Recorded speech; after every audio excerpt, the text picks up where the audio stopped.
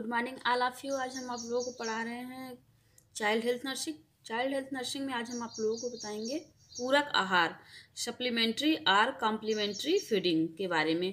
तो देखिए, पूरक आहार वह होता है बच्चों में केवल स्तनपान एक्सक्लूसिव ब्रेस्ट फीडिंग का समय 6 माह तक का होता है।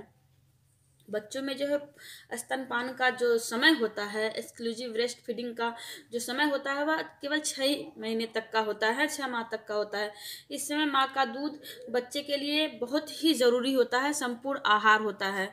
उसके बाद आयु बढ़ने के साथ साथ उनकी पोषणीय आवश्यकता न्यूट्रिशनल रिक्वायरमेंट भी बढ़ने लगती है।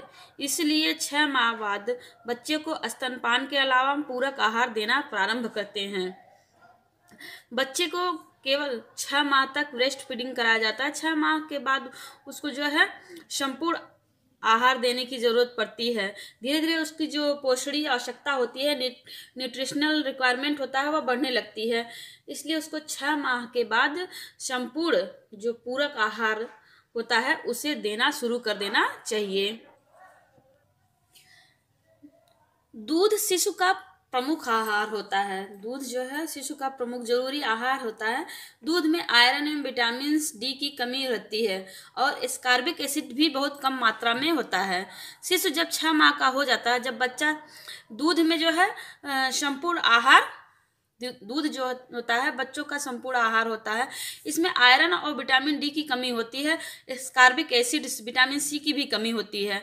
जब शिशु का 6 माह का हो जाए तो उसको उसकी पेट की पूर्ति के लिए, उदर की पूर्ति के लिए, संपूर्ण पोषण के लिए माँ का दूध पर्याप्त नहीं होता, बल्कि उसकी बढ़ती शारीरिक मांग के लिए अन्य पौष्टिक पदार्थों की भी आवश्यकता होती है। उसकी जो है उसकी शरीर जो बच्चा बड़ा होने पर उसके जो है शारीरिक पोषण के लिए अन्य पदार्थ, अन्य खाद्य चीज़ों की जरूरत पड़ती है, खाद्य पदार्थों की आवश्यकता होती है। अतः 6 माह बाद जो है बच्चे को स्तनपान के साथ साथ उसे अतिरिक्त आहार भी देना चाहिए, जिसे कहते हैं अतिरिक्त आहार जो दिया जाता है उसे ही पूरक आहार कहते हैं। 6 माह पश्चात जो स्तनपान के साथ साथ कुछ भोजन, तरल पदार्थ दिया जाता है, अतिरिक्त आहार दिया जाता है बच्चे को, उसी को ही पूरक आहार कहते हैं। वीनिंग एक ऐसी प्रक्रिया है, वीनिंग जो है एक ऐसी प्रक्रिया है जिसमें बच्चे को स्तनपान से नियमित परिवार के आहार पर लाया जाता है।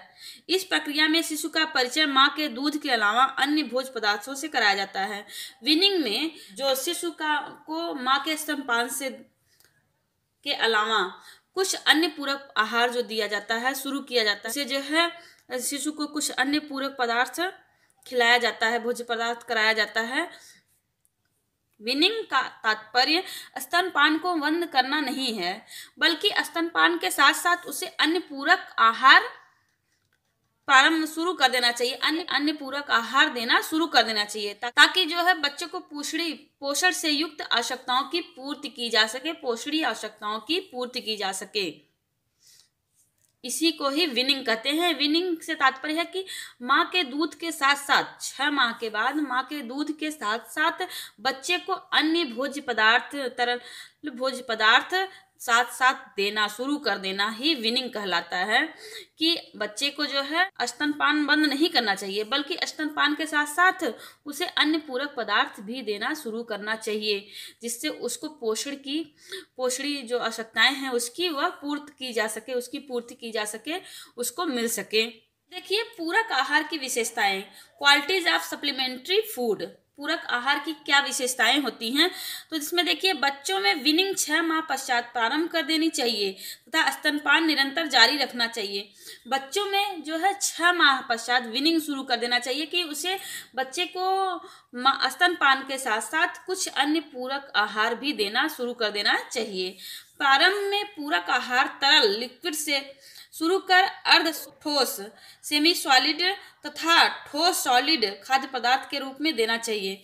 शुरू में उसे जो है तरल पदार्थ देना चाहिए। कुछ खाद्य पदार्थ जो होते हैं वो जो खाद्य पदार्थों में तरल खाद्य पदार्थ देना चाहिए।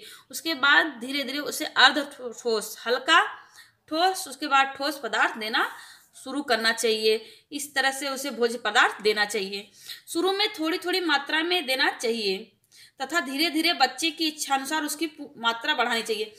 शुरू में जब बच्चे को पूरक आहार देना शुरू करना चाहिए तो उसे धीरे धीरे देना चाहिए, थोड़ी थोड़ी मात्रा में उसकी इच्छा के अनुसार पूरक आहार देना चाहिए। पूरक आहार साफ, ताजा तथा शुद्ध होना चाहिए ताकि संक्रमण का खतरा न हो।